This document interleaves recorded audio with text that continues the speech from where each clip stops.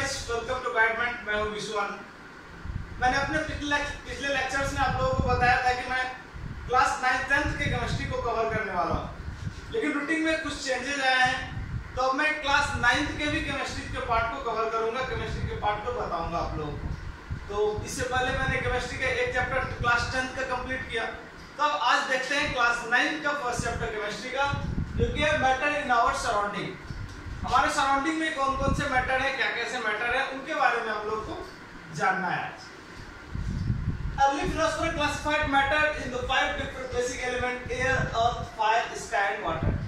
हमारे ancient philosopher जो थे उन्होंने बताया कि मैटर क्या है।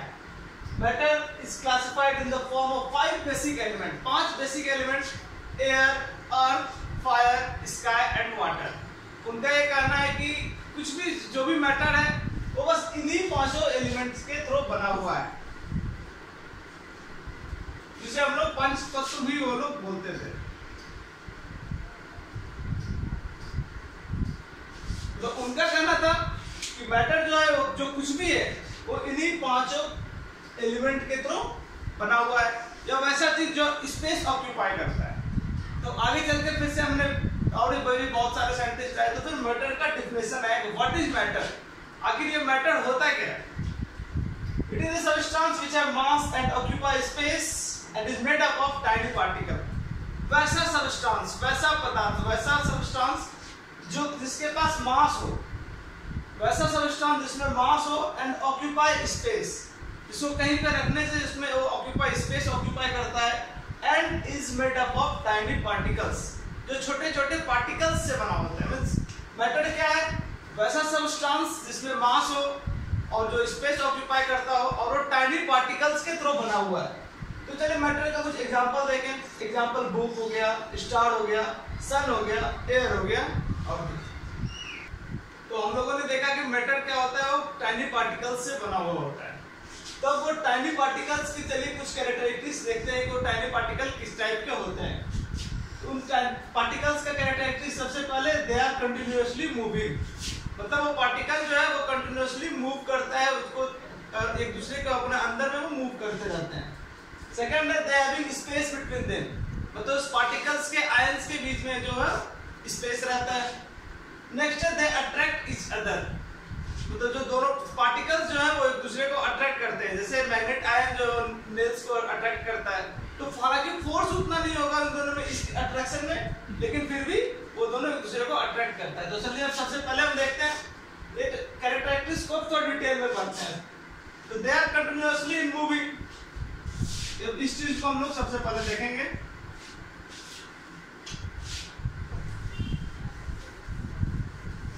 तो ये क्या है, तो इसको सबसे पहले हम लोग एक एक्टिविटी के थ्रू बहुत अच्छे से समझ जाएंगे।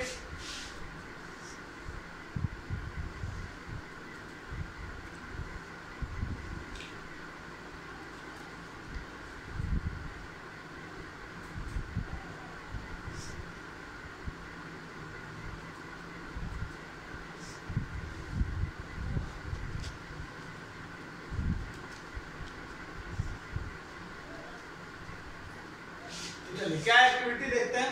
सबसे पहले हम एक ग्लास ले लेते हैं और उस ग्लास में पानी इतना दूर भर लेते हैं, ठीक है। पानी डाल दिए, अब उस पानी डालने के बाद हम ग्लास को इसी तरह से स्थिर छोड़ देंगे, उसको छुएंगे नहीं। तो थोड़ी देर बाद हम देखेंगे 2-3 मिनट के बाद कि ग्लास के अंदर का जो पानी था वो एक ही जगह पे सब शांत हो जाएगा, ठीक है। अब उसके बाद उसमें हम लोग इस इंक ड्रॉप से इसमें इंक के कुछ ड्रॉप्स डालेंगे। इंक के ड्रॉप डालने के बाद हम उसमें देखेंगे क्या, थोड़े देर के बाद ये इंक ड्रॉप जो इसमें आया वो इस पानी में पूरी तरह से घुल जाएगा। तो आप लोगों को कहोगे कि मैंने तो हिलाया नहीं, तो फिर इसमें अपने आप में कैसे घुल गया। तो इस टाइनी पार्टिकल्स का कुछ कैरेक्टरिस्टिक्स था।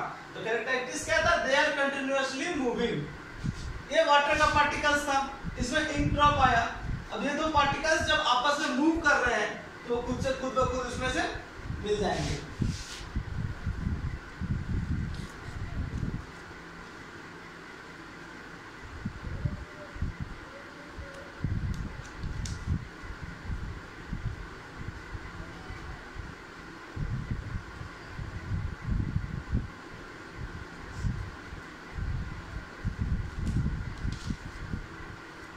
पार्टिकल्स का जो मूव करना है वो सॉलिड में सबसे कम होगा, सबसे मिनिमम होगा, क्योंकि सॉलिड एक रिजिड पदार्थ होता है, सॉलिड एक रिजिड चीज होता है।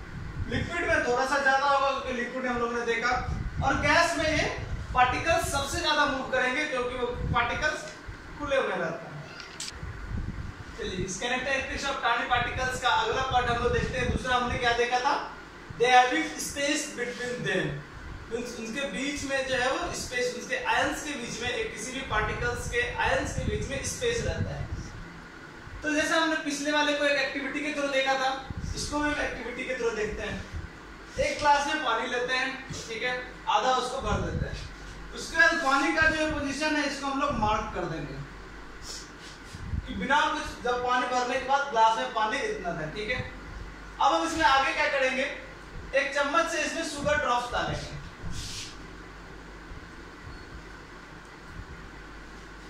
शुगर डालेंगे, फिर इसको मिला देंगे। तो थोड़ी देर बाद हम देखेंगे क्या कि मैंने पानी में जो ये शुगर को डाला था ये तो इसमें पूरी तरह घुल गया, लेकिन पानी का जो ये वाटर लेवल था ये तो इंक्रीज नहीं कर रहा है। तो क्यों इंक्रीज नहीं कर रहा है, क्योंकि ये शुगर का पार्टिकल्स, वाटर के पार्टिकल जब दोनों आपस में मिले तो उन दोनों के बीच स्पेस था, तो स्पेस में ही वो दोनों आपस में कनेक्ट हो गए, इसलिए वाटर लेवल यहाँ पे इंक्रीज नहीं किया। तो हमने क्या देखा था, फिर से आपको बताओ, मैंने एक गिलास पानी लिया, पानी में एक लेवल तक उस पर मार्क किया, फिर मार्क करने के बाद मैंने उसमें 1-2 टीस्पून शुगर डाला।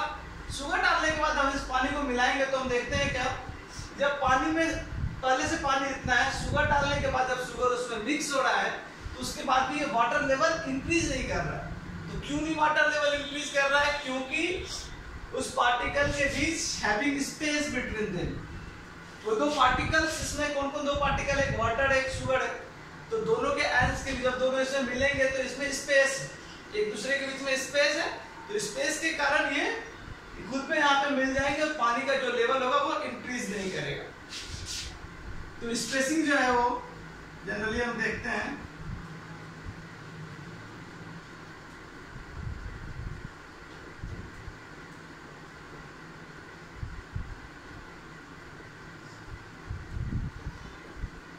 सॉलिड में सबसे कम रहता है, लिक्विड में थोड़ा ज्यादा रहता है, और गैस में स्पेस सबसे ज्यादा रहता है, ठीक है। तो इस तरह से हम लोग ने दूसरा समझ लिया कि पार्टिकल्स के बीच में किस तरह से स्पेस रहता है। चलिए, तो टाइनी पार्टिकल्स के कैरेक्टरिस्टिक्स का लास्ट कैरेक्टरिस्टिक्स क्या है, दे अट्रैक्ट ईच अदर, मतलब उनका जो आयन है वो एक दूसरे को अट्रैक्ट करते हैं। तो अब इसको भी हम लोग एक एक्टिविटी के थ्रू देखते हैं। तो एक्टिविटी देखने के लिए हम लोग को एक बहुत ही आसान सा एक्टिविटी है, हर एक लोग इसको घर में आप लोग कर सकते हैं। वाटर टैप के पास जाएंगे, घर में पानी का नल होगा वहां पे जाएंगे, ठीक है। फिर नल चलाएंगे तो हम लोग क्या देखेंगे, पानी का जो है पानी एक फ्लो में नीचे आता है। अब आप क्या कीजिए, अब इस पानी का जो फ्लो नीचे आ रहा है तो इसमें हम बीच में अपना एक फिंगर डाल देंगे, ठीक, क्या बीच में हमने डाल दिया फिंगर। फिंगर डालने के बाद हम लोग देखेंगे कि जब पानी के फ्लो के बीच में अपना ऐसे फिंगर रख रहे हैं तो पानी जो है वो फिंगर के चारों ओर से निकल रहा है, लेकिन फिर फिंगर के बाद जब हम देखेंगे, फिंगर से पानी जब ये फिंगर से निकला, ठीक है, पानी अब यहाँ पे चारों तरफ से फिंगर से फैल गया, लेकिन फिंगर के बाद फिर से पानी अपना जो पहले पानी का पोजीशन था जिस तरह से फ्लो में जा रहा था उसी तरह से पानी फिर से फ्लो में जा रहा है। तो इससे हमें क्या पता चलता है कि पार्टिकल्स जो है वो एक दूसरे को अट्रैक्ट करते हैं। मतलब बीच में अगर कुछ भी आ गया तो उसको क्रॉस करने के बाद, वहां से स्कैटर होने के बाद फिर जब उस अपने नेचुरल नॉर्मल पोजीशन में आ जाते हैं। तो ये हमारा होगा कि आप लोग तो समझ गए होंगे कि टाइनी पार्टिकल्स जो है वो एक दूसरे को अट्रैक्ट करते हैं। तो ये सारा जो अट्रैक्शन होता है इसको करते हैं, जनरली होता है फोर्स ऑफ अट्रैक्शन के कारण। तो force of attraction maximum in solid particles में हम लोग देखते होंगे सबसे ज्यादा फोर्स ऑफ अट्रैक्शन है, क्योंकि वो करार रहता है, ठोस रहता है। इंटरमीडिएट इन लिक्विड में ज्यादा भी नहीं होता है लेकिन कम भी नहीं होता है, और नेग्लिजिबल इन गैस में आप लोग कहीं भी देख सकते हैं उसमें फोर्स नहीं लग सकता है, क्योंकि इसलिए वो टाइनी पार्टिकल्स अट्रैक्शन जो है वो गैस में सबसे कम रहता है।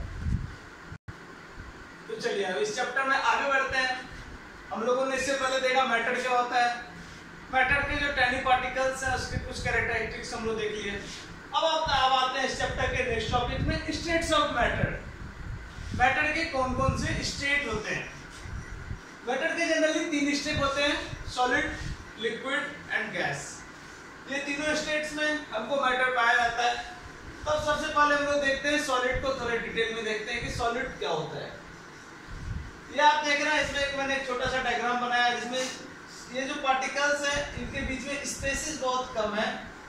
तो आते हैं, चलिए इनको देखते हैं। डिफिनिट शेप, तो सॉलिड का फर्स्ट कैरेक्टरिस्टिक्स क्या है? Definite shape. They have definite shape means कोई भी चीज जो सॉलिड होगा उनके शेप जो है वो डिफिनिट हो गए, फिक्स हो गए। एग्जांपल में आप लोग ले सकते हैं कोई भी चेयर या टेबल, मींस ये सब सॉलिड है लेकिन इनका शेप जो है वो डिफिनिट है। इनका शेप चेंज नहीं हो सकता है।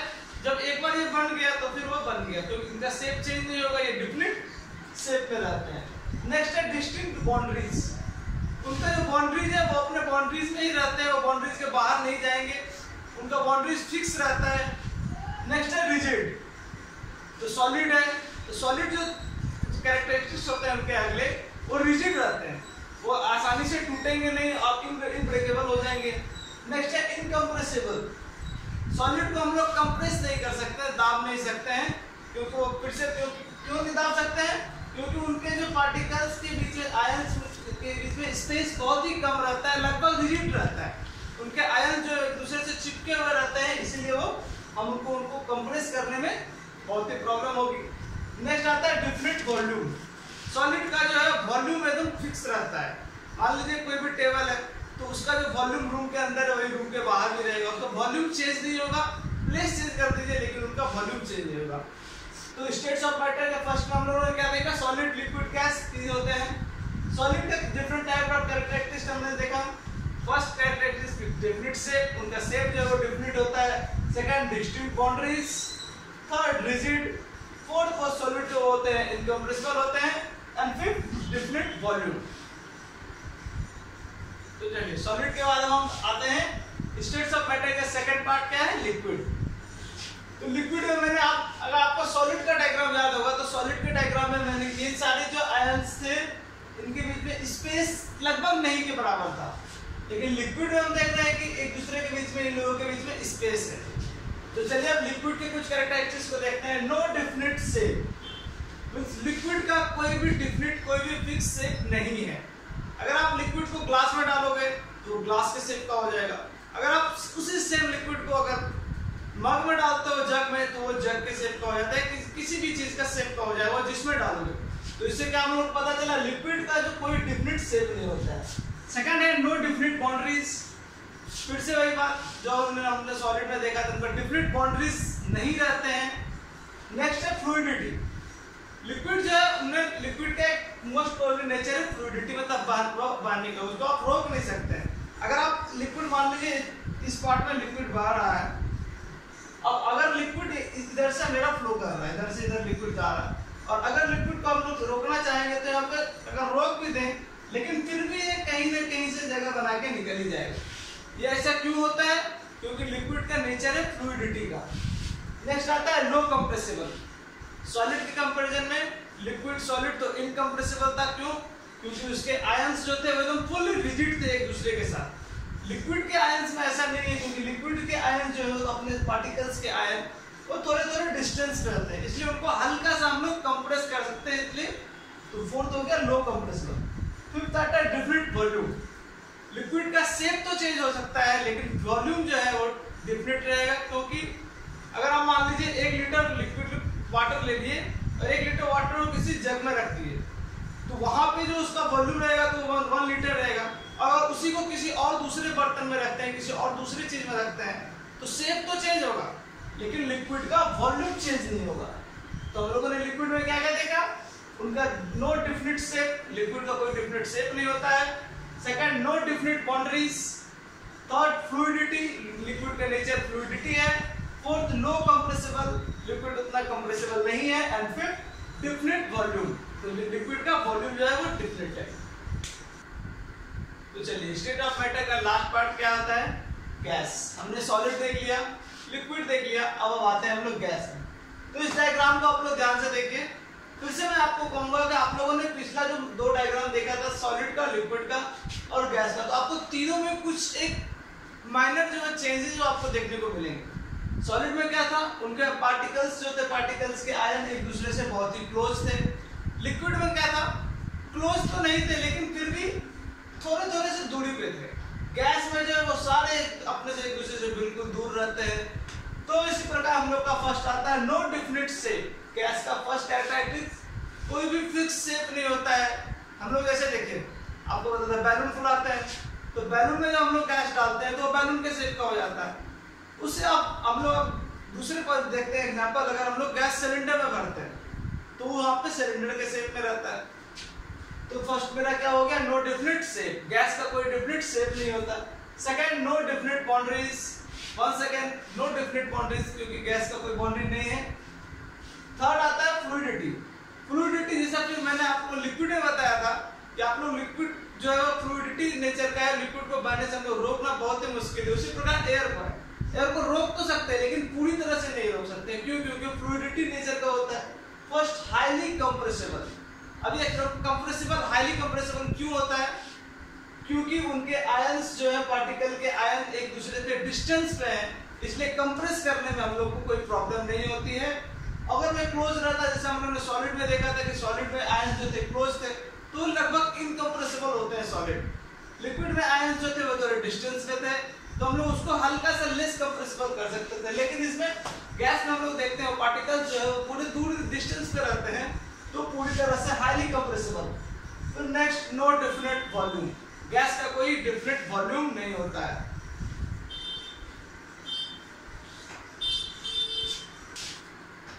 तो चलिए इस चैप्टर में हम आगे देखते हैं changes of states of matter.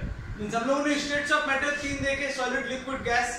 अब उस तीनों में चेंज देखते हैं। स्टेट्स ऑफ मैटर को हम लोग चेंज कैसे कर सकते हैं एक दूसरे में। मींस दैट मीन सॉलिड को लिक्विड में, लिक्विड को गैस में, या फिर गैस से लिक्विड और लिक्विड से सॉलिड। तो changes states of matter change करने के दो तरीके हैं। First, by changing temperature. Second, by changing pressure, जो आपको मैंने इसके बाद बताऊंगा। फर्स्ट हम देखते हैं by changing temperature. Temperature change करके किसी भी मैटर के स्टेट्स को हम कैसे चेंज करते हैं। तो उसमें हम लोग एग्जांपल में ले लेते हैं, एक आइस ले लेते हैं। आइस जो सॉलिड कहलाएगा, सॉलिड होता है, ठीक है। अब इस आइस को जब हम हीट करेंगे,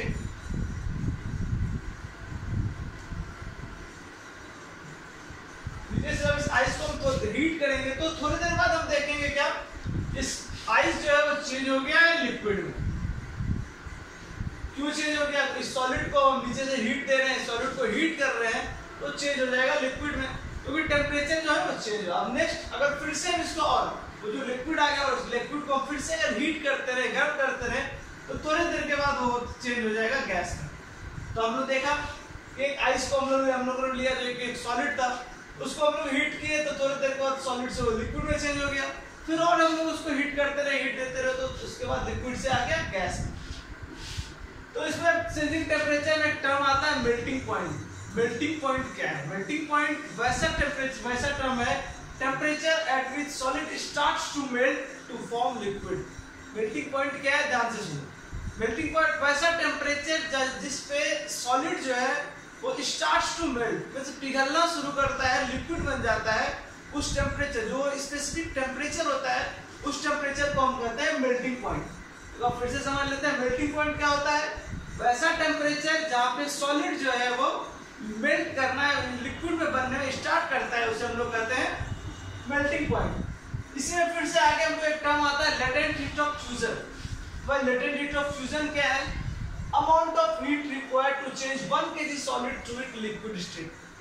वह अमाउंट ऑफ हीट, मतलब कितना अमाउंट ऑफ हीट हमको मेरे 1 kg सॉलिड को लिक्विड स्टेट में चेंज करने में जो अमाउंट ऑफ हीट लगता है, उसे कहते हैं लेटेंट हीट ऑफ फ्यूजन।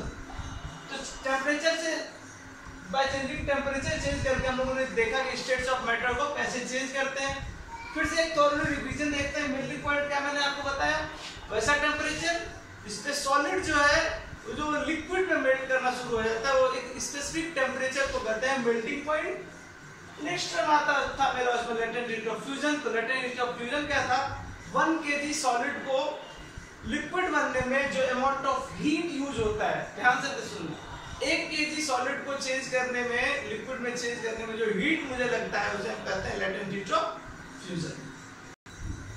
अब उसमें आगे हम लोग देखते हैं बॉइलिंग पॉइंट। मेल्टिंग पॉइंट हमने देखा, अब नेक्स्ट हम देखते हैं बॉइलिंग पॉइंट। तो बॉइलिंग पॉइंट क्या होता है? Temperature at which liquid starts to form vapour. वैसा टेम्परेचर जिसपे लिक्विड, कोई भी जो हमारा लिक्विड है उसको हीट करने पे जो वेपर में वो जो चेंज हो जाता है, उस प्रोसेस को हम लोग क्या कहते हैं? Boiling point. वैसा temperature at which liquid boils to form vapour. हम लोगों ने यहाँ से देखा था, आपको पहले बताया था कि सॉलिड से लिक्विड में होता है, लिक्विड से गैस में होता है। तो लिक्विड से गैस में चेंज करने के फॉर्मूले फिनोमेना है। तो temperature at which liquid boils to form vapour, वैसा स्पेसिफिक टेम्परेचर जहाँ पे हमारा लिक्विड जो है वो बॉइल्स करके वेपर फॉर्म करेगा, उसे कहते हैं बॉइलिंग पॉइंट। फिर इसमें एक टर्म देखते हैं लेटेंट हीट ऑफ वेपराइजेशन। तो लेटेंट हीट ऑफ वेपराइजेशन क्या है? Amount of heat required to change 1 kg liquid to its gaseous state. इससे पहले हम लोगों ने क्या देखा था? Latent heat of fusion. उसमें क्या था? एक kg सॉलिड को चेंज करने में जो हीट लगेगा उसको कहते थे लेटेंट हीट ऑफ फ्यूजन। और यह है लेटेंट हीट ऑफ वेपराइजेशन। तो क्या है? Amount of heat required to change 1 kg liquid to its gaseous state. Means 1 kg liquid को उसके गैसियस स्टेट में चेंज करने के तो हमको क्या कहेंगे? Latent heat of vaporisation. तो इस प्रोसेस में हमारा नेक्स्ट क्या आता है? सब्लिमेशन। सब्लिमेशन क्या है? Changes of solid directly into gaseous state और changes of gas directly into solid on cooling without passing through liquid state. तो हम लोग इसको आसान शब्दों में कैसे समझेंगे? सब्लिमेशन क्या होता है? सॉलिड का चेंज करना डायरेक्ट गैसियस स्टेट में। सॉलिड जब हमारा डायरेक्ट गैसियस स्टेट में चेंज कर जाएगा, या फिर कोई भी गैस है वो डायरेक्ट सॉलिड स्टेट में चेंज हो रहा है बिना लिक्विड के फॉर्म हुए, बिना लिक्विड बने हुए सॉलिड जो डायरेक्ट गैस बन जा रहा है, गैस जो है वो डायरेक्ट सॉलिड बन जा रहा है जब उसे कूल कर रहे हैं, तो उस फेनोमेना, उस चेंज को हम लोग क्या कहेंगे? सब्लिमेशन। सब्लिमेशन क्या होता है? एक बार फिर से हम लोग रिपीट कर लें कि changes of solid directly into gas और changes of gas directly into solid without passing through liquid state. तो सब्लिमेशन के हम लोग कुछ एग्जांपल देख लेते हैं। जैसे हम लोग घर में कैम्फर देखते हैं, कैम्फर क्या हो गया? कपूर, पूजा का कपूर जो है उसे आप अगर ऐसे देखेंगे तो वो सॉलिड रहेगा, लेकिन अगर उसको हम ऐसे एयर में रखते हैं, एटमॉस्फेरिक प्रेशर रूम टेम्परेचर पर रखते हैं, तो कुछ दिन के बाद तो आप देखेंगे डायरेक्टली सॉलिड से वो हम लोग गैस बन जाएगा। उसी तरह यहाँ पे हम लोग नेफ्थलीन बॉल का भी उसी तरह देखेंगे, तो उसको भी अगर बाहर रखा जाए तो वो डायरेक्टली गैस बन जाता है। Changes of states of matter के दूसरे पार्ट्स में हम लोग पहले पार्ट्स में मैंने क्या देखा था? By changing temperature. Temperature change करके स्टेट्स ऑफ मैटर कैसे चेंज करते हैं। नेक्स्ट हम लोग इस बार देखते हैं बाय चेंजिंग प्रेशर, कि प्रेशर चेंज करके मैटर का स्टेट्स को हम लोग कैसे चेंज करेंगे। If we compress a gas in a cylinder, the distance between the particles of a gas is reduced and finally gets liquefied. हम लोग एग्जांपल के थ्रू समझते हैं। सबसे पहले तो हम लोग गैस सिलेंडर ले लेते हैं। सपोज कीजिए ये हमारा गैस सिलेंडर है, ठीक है। अब इसमें हम यहाँ तक गैस डाल दिए। अब इस गैस को जो है पिस्टन के थ्रू हम लोग कंप्रेस करते हैं।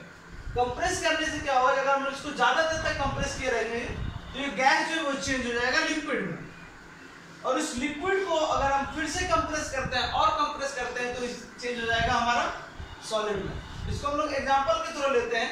हॉस्पिटल में जो ऑक्सीजन सिलेंडर, ऑक्सीजन गैस का सिलेंडर हम लोग देखते हैं, वो पहले रहता है गैसियस फॉर्म में, तो उसको सिलेंडर में डाल के पिस्टन के थ्रू कंप्रेस करते हैं हम लोग, अच्छी तरह से उसे दबाते हैं तो चेंज हो जाता है हमारा लिक्विड के फॉर्म में। और जब लिक्विड के फॉर्म में तो सिलेंडर के अंदर उसको डाल के फिर हम लोग वहां पे उसको हॉस्पिटल भेजते हैं। एक और एग्जांपल देखते हैं CO2। CO2 जब सॉलिड पे रहेगा तो उसे एक नोट कर ले आप लोग, सॉलिड CO2 के सॉलिड फॉर्म को हम लोग ड्राई आइस कहते हैं। तो CO2 सॉलिड फॉर्म में, अब हमको इस सॉलिड से कैसे चेंज करेंगे? जब गैस से लिक्विड में हमको चेंज करना था तो हम लोगों ने क्या किया था? प्रेशर इंक्रीज किया था। तब यहाँ हमको उल्टा करना है, तो हमको सॉलिड से चेंज करना है।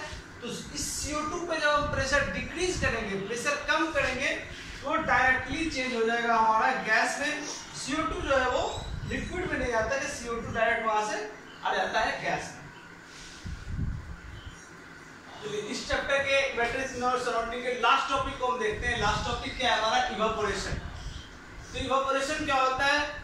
Phenomena in which liquids changes into vapor at any temperature below melting point। Means हमारा कोई भी लिक्विड है वो जब वेपर में चेंज हो रहा है at any temperature below melting point, means वो लिक्विड अपने मेल्टिंग पॉइंट के नीचे किसी भी टेम्परेचर पे जब लिक्विड चेंज हो रहा है उसको कहते हैं हम लोग evaporation. Phenomena in which liquid changes into vapor। इससे पहले हम लोगों ने देखा था मेल्टिंग पॉइंट देखा था, बॉइलिंग पॉइंट देखा था, इवापोरेशन देख रहे हैं, सब्लिमेशन हम लोगों ने देखा था। तो फिर से इवापोरेशन देख लें क्या होता है। वैसा फेनोमेना इन व्हिच लिक्विड जो है वो वेपर में चेंज होगा किसी भी टेम्परेचर पे, बस वो अपने मेल्टिंग पॉइंट के नीचे। तो हम लोग चलिए नेक्स्ट देखते हैं फैक्टर्स अफेक्टिंग इवापोरेशन। मतलब इवापोरेशन को के कौन-कौन से फैक्टर है जिसके कारण इवापोरेशन जो हमारा कम होता है वो ज्यादा होता है। फर्स्ट होता है टेम्परेचर। तो टेम्परेचर हमारा जो है वो इवापोरेशन को कैसे अफेक्ट करता है हम देखते हैं। हम लोग ने ऐसा सबसे पहले करते हैं, 2 ग्लास में पानी ले लेते हैं।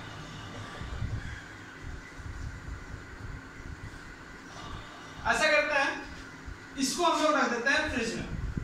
एक ग्लास को मैंने रख दिया फ्रिज में, इस ग्लास को हम लोग सनलाइट में छोड़ देते हैं।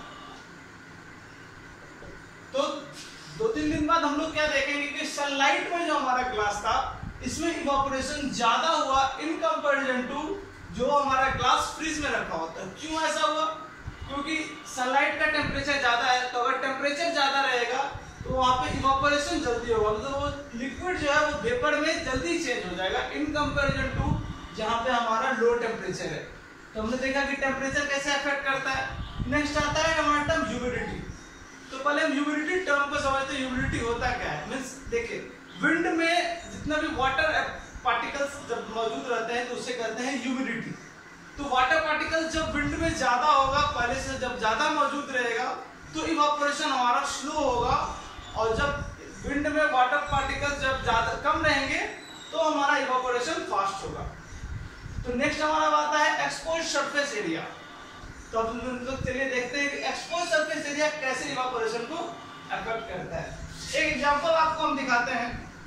पहले छोटे से ग्लास में हम लोग पानी ले लेते हैं, ठीक है। नेक्स्ट एक बड़े से बर्तन में भी पानी ले लेते हैं। ये हमारा एक बड़ा सा बर्तन है, इसमें पानी हम लोग लिए हुए हैं, ठीक। दोनों को हम लोग किसी भी रूम में छोड़ देते हैं 2-3 दिन के लिए। तो 2-3 दिन बाद हम लोग क्या देखेंगे, इस ग्लास में जितना पानी रखे थे उसके कंपैरिजन में इस बर्तन के पानी जो है देखेंगे ज्यादा इवोपोरेट हो गया है। क्यों? क्योंकि इसका जो भी वाटर था उसमें जो सरफेस था वो इतना सा एक्सपोज हो रहा है सनलाइट में, लेकिन इसमें जो था इसमें ज्यादा वाटर एक्सपोज हो रहा है। तो जब हम लोग देख रहे हैं कि जब ज्यादा सरफेस एरिया एक्सपोज हो रहा है सनलाइट में तो वो इवोपोरेशन को जल्दी होगा एज कम्पेयर टू जब हम लोग कम करेंगे। नेक्स्ट हम आते हैं विंड में। तो विंड में क्या देखते हैं कि जब तेज विंड चलती है तो हम लोग जैसे कपड़ा हम लोग मान लीजिए धो के सूखने दिए हैं, अब विंड वहां पे बहुत तेज चल रही है तो कपड़ा हमारा ज्यादा फास्ट सूखेगा। विंड वहां पे धीरे धीरे विंड कम चल रही है स्पीड में तो कपड़ा हमारा धीरे धीरे सूखेगा। तो इस प्रकार हमारा जो फर्स्ट चैप्टर था वो हम लोग देखा है, फिर से लास्ट में देख लेते हैं इवापोरेशन क्या होता है। इवापोरेशन वो फेनोमेना है in which liquid changes into vapor at any temperature below melting point। Means liquid जो है वो वेपर में चेंज होता है किसी भी टेम्परेचर पे, बस ये ध्यान रखना है कि वो अपने मेल्टिंग पॉइंट के बिलो हो। फैक्टर्स क्या क्या हमारा इफेक्ट करता है? Temperature, humidity, expose surface area and wind. तो हमारा फर्स्ट चैप्टर जो क्लास 9 का इस प्रकार से समाप्त होता है। अगर आपको वीडियो अच्छा लगे तो please do like and subscribe. Thank you.